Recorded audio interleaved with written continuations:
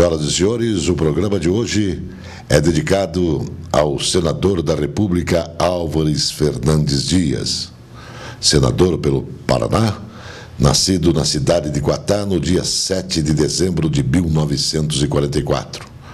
Foi vereador, deputado estadual, deputado federal, senador, governador do Paraná, presidente da Telepar, entre outras atividades políticas. No programa de hoje, Álvaro Dias, senador da República.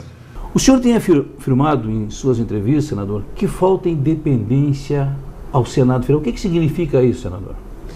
Olha, primeiro, muito obrigado aí pela visita e um abraço a todos. Quando nós tivemos a promulgação da Constituição, no dia 5 de outubro de 88, e o presidente Ulisses Guimarães empalmou a Carta Magna e disse: esta é a Carta da Cidadania, da Liberdade, da Democracia e da Justiça. Imaginou-se que nós estávamos restabelecendo a interdependência dos poderes. Antes, a ditadura usava de artifícios da violência institucional, como decreto-lei, caçava atos institucionais, caçava mandatos, fechava o Congresso. E nós imaginávamos que depois da Constituinte de 88, que foi o reencontro do país com a democracia, nós teríamos um parlamento independente. Lê do engano. Tantos anos depois, o que se verifica é que o Congresso Nacional está ainda sob o jugo do Poder Executivo. O Poder Executivo legisla mais do que o Parlamento. O grande legislador do país é o Presidente da República, quem preside o país. É um presidencialismo forte, que usa medidas provisórias como um instrumento poderoso e subjuga o Congresso, especialmente porque instituiu um sistema promíscuo, né, que estabelece a relação da barganha, aquilo que nós poderíamos denominar de picaretagem política, um sistema que só interessa aos chupins da República. São mensaleiros, são sanguessugas, são gafanhotos, esses se beneficiam desse sistema. Portanto, o Congresso é subjugado através de uma barganha inominável com o dinheiro público.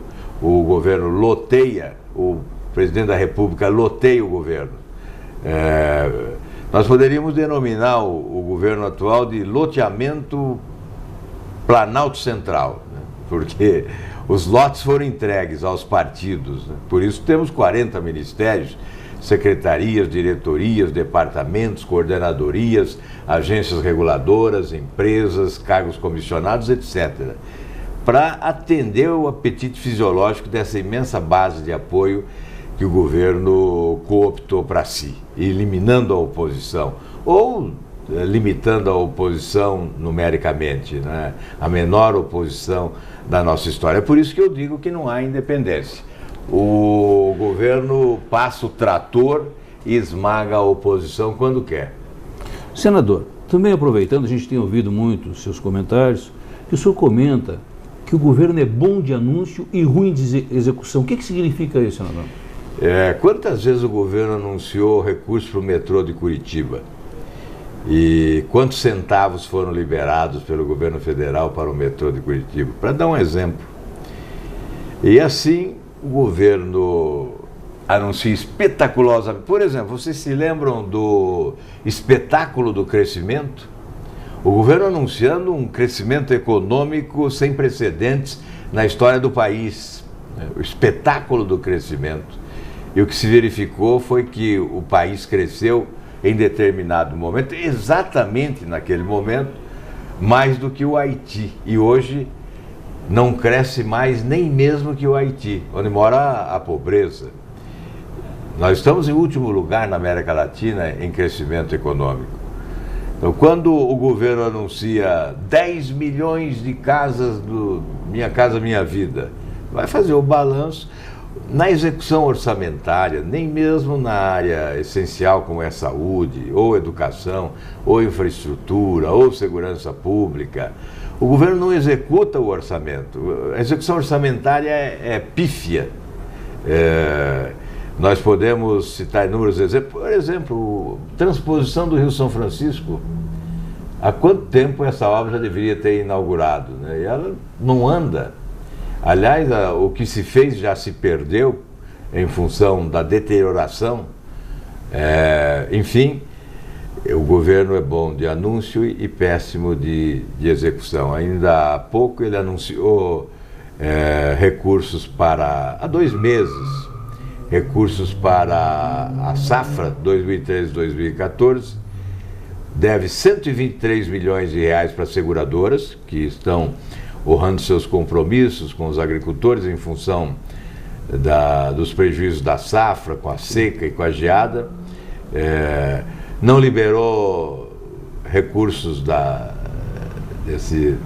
desse anúncio, né? São 700 milhões de reais, e os agricultores estão cobrando. Então, o governo está dando calote nas seguradoras, que são obrigadas a pagar pelo seguro aos agricultores e não recebem do governo.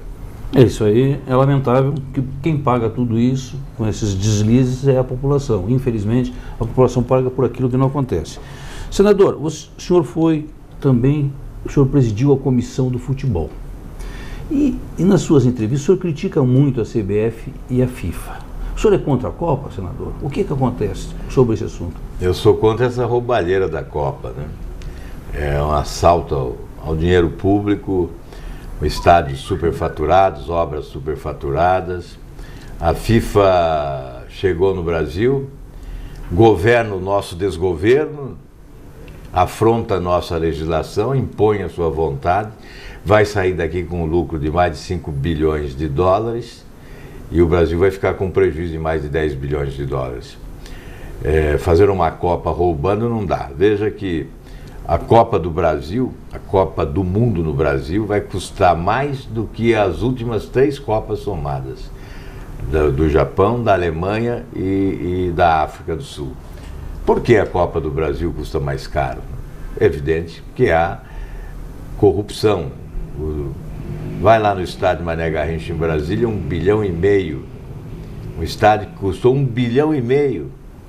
Vai lá no do Grêmio em Porto Alegre e veja quanto custou e compara um estádio com outro e o valor de uma obra e o valor da outra obra, ou mesmo no estádio do Palmeiras, que ainda está em construção em São Paulo, para não sugerir que vá à Itália, no estádio da Juventus da Itália, para ver quanto custou, 200 milhões o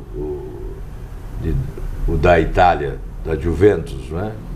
Esse 1,5 bilhão é muito roubo, né? É evidente que nós não podemos concordar com isso, e o brasileiro vai assistir a Copa como assistiria se ela fosse nos Estados Unidos, na Alemanha ou na Inglaterra, porque o brasileiro mesmo, do interior do país, os trabalhadores brasileiros, os assalariados brasileiros, eles não terão a possibilidade de ir ao Maracanã, ao Mané Garrincha, ou ao estádio do Corinthians de São Paulo, ou mesmo aqui ao estádio do Atlético, para assistir a Copa do Mundo no estádio, né? A questão é relação custo-benefício, né? O que é prioridade? É evidente que nós temos outras prioridades no Brasil e que antecederiam como prioridade a realização da Copa do Mundo aqui. Senador, eu gostaria que o senhor tecesse também algum comentário. Como que é a sua visão sobre a saúde no Brasil? A saúde é um caos, né? Hoje, no fundo do poço, aliás, a construção dos estádios certamente estabeleceram um parâmetro de comparação terrível, né? Você chega no Mané Garrincha, um estádio espetacular. Aí anda alguns quarteirões, você vai chegar na periferia e vai encontrar um hospital caindo aos pedaços. E nos corredores, seres humanos amontoados esperando por atendimento. Esta é a realidade da saúde no Brasil. O Banco Mundial fez um diagnóstico há alguns anos e constatou que o problema era de incompetência administrativa, falta de planejamento e excesso de corrupção. O roubo na saúde também, né? E quem rouba dinheiro da saúde comete um crime mais do que hediondo. Além de ladrão, é também assassino, porque as pessoas morrem por falta de atendimento em razão da falta de recursos. O governo federal não assume a sua parte, os municípios estão sobrecarregados para manter o serviço de saúde pública. Tem município que aplica 35% do seu orçamento em saúde, sacrificando outras áreas, portanto, porque o governo federal não assume a sua responsabilidade, que seria de 10%. Né? E essa luta continua pelos 10%. Os brasileiros assinaram aí um projeto de origem popular, já passa de 2 milhões de assinaturas, foi encaminhado ao Congresso Nacional, propondo exatamente os 10% da receita da União para a saúde pública no país. Eu creio que isto é evidente que não basta o dinheiro, é preciso também um mínimo de competência, né, de planejamento e de honestidade, mas seria o passo importante para melhorarmos a situação do setor de saúde pública no Brasil. Senador, o senhor é conhecido nacionalmente pela defesa, pela sua luta pelas causas populares. Hoje no Brasil os jovens estão se manifestando, cobrando a reforma dos políticos. Como é que o senhor vê isso aí? Olha, eu acho que a mobilização popular que ocorreu recentemente e que parece que ganhará força agora dia 7 de setembro, é o que se anuncia nas redes sociais, é o despertar da população brasileira diante dos escândalos que ocorreram no Brasil nos últimos anos, né? A impressão que ficava é que uma anestesia geral foi aplicada e havia uma dormência política, né? Uma sonolência política. O povo não reagia mais diante dos escândalos. E eu creio que, de repente, a população se apercebeu que estava sendo enganada e foi para a rua. Uma parte da população, evidente, né? Porque a indignação foi para a rua, mas ficou também em casa. E a maior parte dos indignados ficaram em casa ainda. Essa maior parte ficou em casa, dos indignados. Eu imagino que alguma coisa está mudando no Brasil. Como Ulisses Guimarães dizia, só o povo na rua mete medo nos políticos, né? E a reação foi de medo, a primeira reação foi de medo, mas não foi competente. O governo não ofereceu respostas inteligentes aos pleitos que foram levados às ruas do Brasil. E o Congresso também não. O Congresso procurou correr, né? Foi com pressa, assodadamente, tentando votar o máximo de projetos, mas não apresentou também com competência uma resposta adequada. O grande problema no Brasil é o sistema vigente, que é um sistema de corrupção. Esse sistema é a matriz, né, de governos corruptos e incompetentes que se transformaram em fábricas de escândalos. E esse sistema se tornou suprapartidário e foi transplantado para estados e municípios. Eu creio que essa reação da população nas ruas tem tudo a ver com esse sistema. Lá no fundo mesmo, né, na essência desse movimento, há um desejo só, que é de mudar esse sistema. Senador, eu gostaria de ouvir do senhor, na sua visão, como é que se faz a reforma política no nosso país? É presidencialismo forte, eu repito, e sem que a presidência da República se interesse, participe e lidere, não há reforma de profundidade. Podemos fazer uma reforma pífia no Congresso, só com a participação efetiva da presidência da República. Então, para se fazer uma reforma política no Brasil, nós precisamos primeiro eleger um presidente da República moderno, mudancista, que tenha ousadia de propor as mudanças essenciais. Por isso eu advogo que a reforma política seja adiada para o próximo Congresso. Eu creio que seria interessante, inclusive, que se fosse possível celebrar um pacto político, né, de que os eleitos em 2014 serão responsáveis pela reforma política. Aí, desta forma, nós estaríamos elegendo verdadeiros constituintes, porque eles estariam sendo constituídos para elaborar uma reforma política.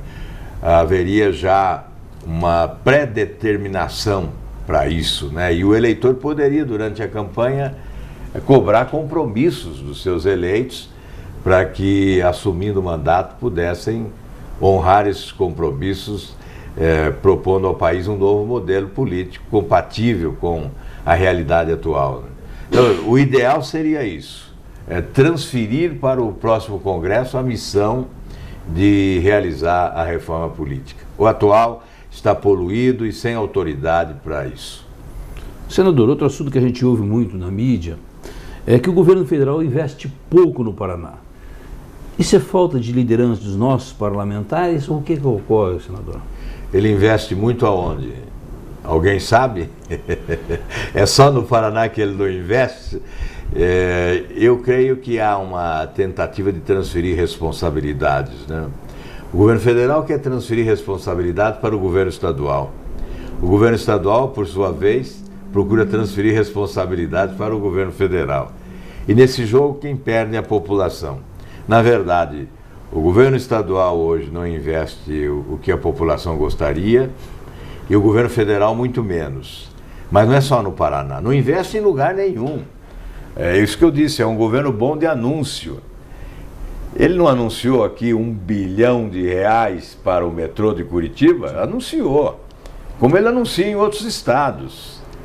Depois é só esperar, porque a frustração vai bater forte sempre, né? O governo, ele esgotou a sua capacidade de investir com esse modelo perverso aí, com esse sistema corrupto, né? As finanças públicas são esgotadas na manutenção dessa máquina para alimentar os chamados chupins da República.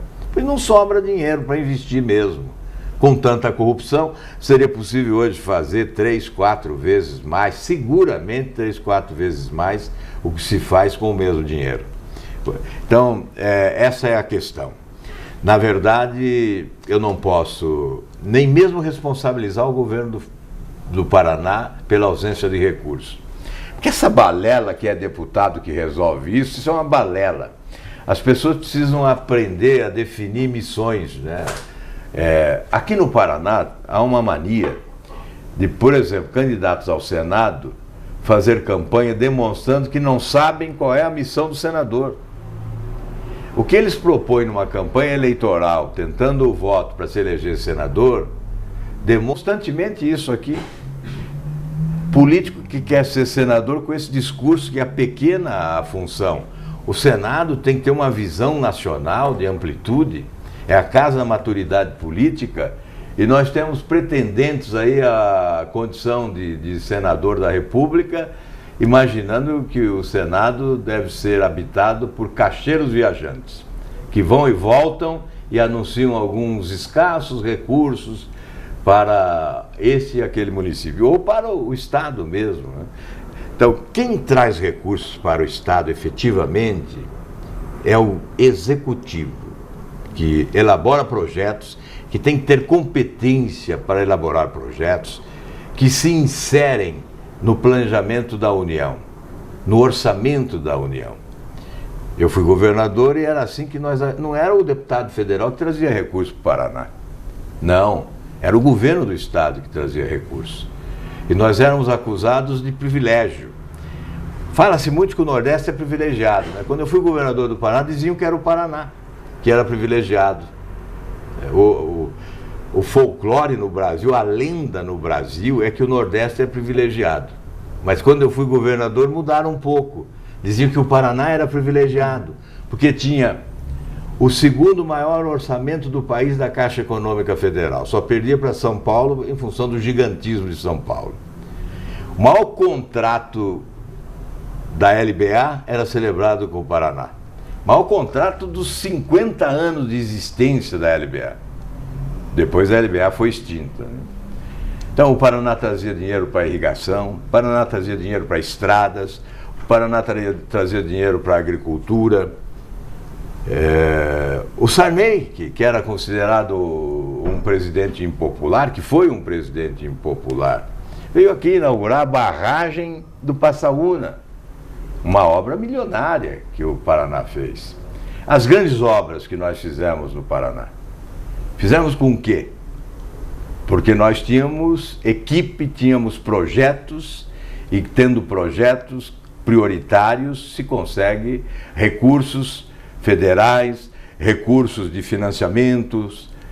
Fizemos uma reforma administrativa para reduzir o tamanho do Estado, para gastar menos em custeio e sobrar dinheiro para investir.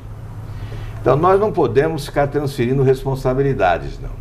Agora, o governo federal é um fracasso. Isso é um fracasso rotundo, como diria o Brizola, né? Então, ele não investe aqui investe uma miséria. Agora, recentemente, cancelaram as obras do Paraná. Até a segunda ponte de Foz, as outras obras que estavam projetadas ou em andamento foram todas canceladas. Só ficou uma obra de Maringá, contorno norte de Maringá. Por quê? Porque é uma obra super faturada e tem gente levando dinheiro, propina.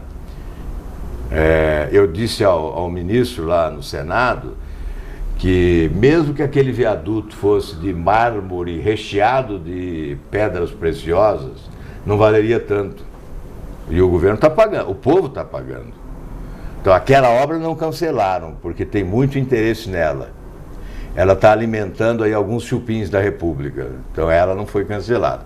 Mas é isso,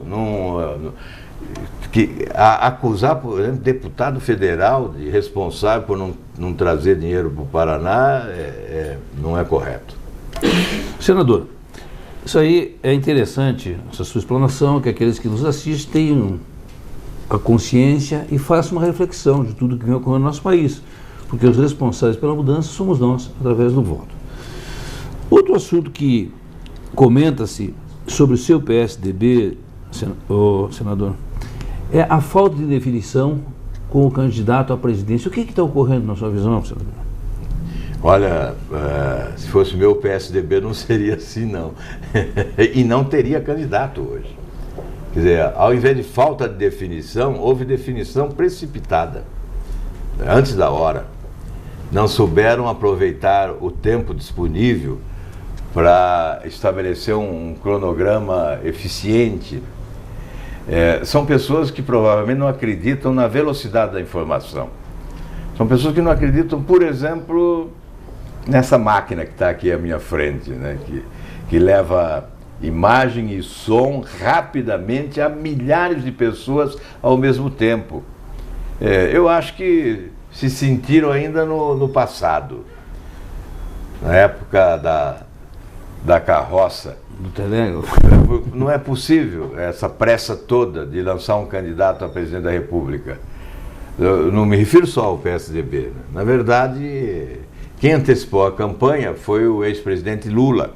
Mas ele certamente tinha suas razões. Porque politicamente ele é inteligente. Digam o que quiserem dizer dele, e eu digo muito. Tenho dito muito nesses anos todos, nesses pelo menos 10, 12 anos. Mas em relação à política, ele tem inteligência. Tanto é que tem a popularidade que tem. E ele antecipou o processo eleitoral, certamente porque tinha suas razões pessoais. Quando ele lançou Dilma à reeleição, há uns 2 anos já, não é? Me veio à mente, ele é o candidato. Ele está lançando porque ele quer ser ele o candidato, né? Porque ninguém lança com tanta antecedência, porque lança para queimar, né? Só se lança para queimar. E o PSDB mordeu a isca e imediatamente lançou o seu candidato, sem consultar ninguém, sem ouvir a militância. Poderia ser esse mesmo o candidato, poderia ser o Aécio. Mas lá na frente, no ano que vem, a antecipação é ruim para ele. Foi ruim para ele, porque as pessoas ficam jogando luzes sobre o candidato posto, não para descobrir suas virtudes, mas para descobrir os seus defeitos, para mostrar os seus defeitos. E aí chega uma pesquisa e começam a dizer, não decola. Mas é impossível decolar com o povo desinteressado.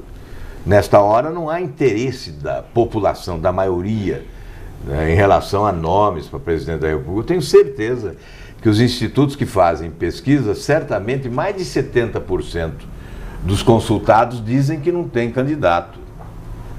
o que colocam aí como números é dos que responderam. Certamente muitos não respondem e os pesquisadores não consideram os que não responderam, não incluem na sua estatística, né? Porque se nós, mesmo nessa sala aqui improvisada como estúdio, as pessoas que estão aqui, certamente, se perguntarmos aqui quem tem candidato ainda, eu acho que vai ser difícil encontrar alguém com candidato a presidente, né? Estou dizendo isso para mostrar que houve precipitação, lançamento antes da hora, né? Isso não ajudou o partido a se consolidar, por isso que tem essa dúvida ainda. Mas o candidato é o Aécio e certamente será ele. Eu gostaria que o senhor comentasse, senador, como é que o senhor está vendo esse modelo para o setor elétrico nacional, que a gente tem ouvido aqueles que mexem, sindicalistas, enfim, com uma grande preocupação. Qual a sua visão a respeito desse modelo que a ANEEL está cobrando das empresas de energia elétrica? Na verdade, o governo federal fez cortesia com o chapéu das empresas de energia recentemente. E claro que sobrecarregou essas empresas. Mas há também um retrocesso no Brasil em matéria de gerenciamento, né? Exatamente em função desse sistema promíscuo, né, que me referi antes, do aparelhamento, do privilegiamento dos políticos ao invés de técnicos, né, substituição de técnicos qualificados por políticos interessados em muitas vezes captar recursos para os projetos eleitorais. Então isso vai consumindo a competência dessas empresas. O que nós verificamos é o sucateamento de empresas de energia elétrica em razão de falta de investimentos do poder público. Nós temos também, nós não estamos substituindo à altura os quadros técnicos, né, das empresas. Isso é o que se verifica. Quando tem um apagão, por exemplo, nós vamos buscar a causa do apagão, nós vamos chegar a essas causas, falta de investimentos do governo e o governo que não substitui aqueles que deixam os quadros técnicos à altura. E nesse caso mais recente, a presidente fez cortesia com o chapéu dos estados que têm as suas hidroelétricas, né? O caso do Paraná, a Copel, por exemplo, sofre as consequências da promessa da presidente, feita no período eleitoral, que depois teve que honrar, mas procurou honrar à custa dos estados e das empresas de energia. Essa história de fazer cortesia com o chapéu dos outros está sendo rotina no atual governo. Ok, senador, agradeço a sua participação. E externando que o programa Uma Janela para a Cidade está sempre à disposição, sempre que o senhor quiser, nós estamos com as portas abertas para que o senhor utilize desse espaço, um espaço que visa informar a nossa gente, levar a transparência da gestão.